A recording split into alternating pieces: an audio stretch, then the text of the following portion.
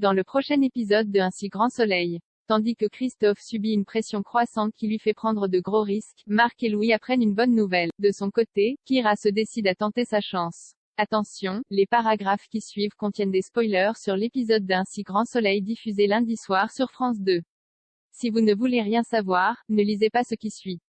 Lundi 5 septembre dans Un si grand soleil. Christophe subit une pression croissante. Patrice Angel essaie de négocier avec son fournisseur mais peine à cacher qu'il souffre. Franck décide donc de relancer Christophe. En parallèle, au cabinet, Charles demande à Christophe sa facture pour son intervention d'urgence à la ferme. Gêné, Christophe, qui avait menti pour aller ausculter Patrice, précise que son client était âgé et qu'il ne l'a pas fait payer. Alors que Charles lui fait comprendre qu'il aimerait beaucoup aller sur le terrain avec lui, Christophe reçoit un appel de Franck et s'éloigne.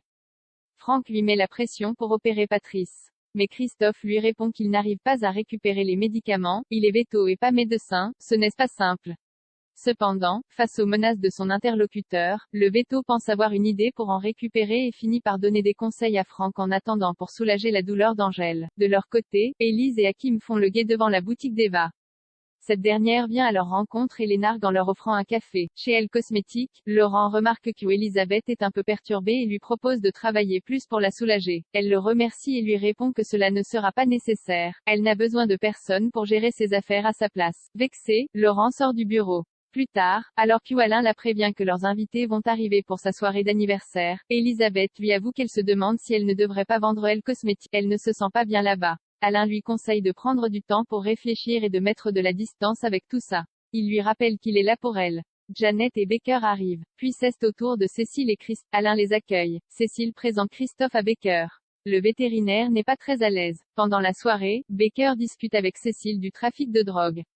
Cécile est bien décidée à mettre un terme à cette affaire. Christophe part se resservir un verre. Il en profite pour monter discrètement Il entre dans le bureau d'Alain et vole une ordonnance afin de pouvoir faire une fausse prescription. Au même moment, il entend Alain et Baker parler derrière la fenêtre et se cache en vitesse.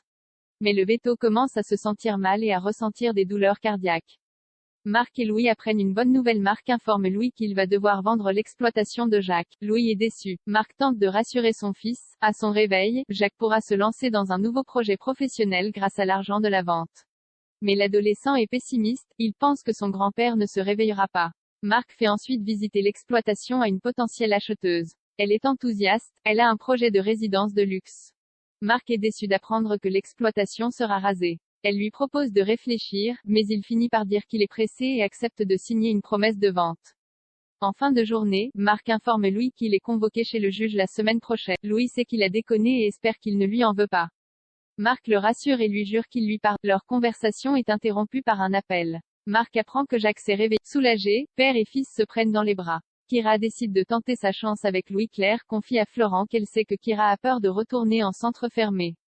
Elle pense qu'ils doivent la rassurer et lui dire qu'il a quasiment aucune chance que cela se produise.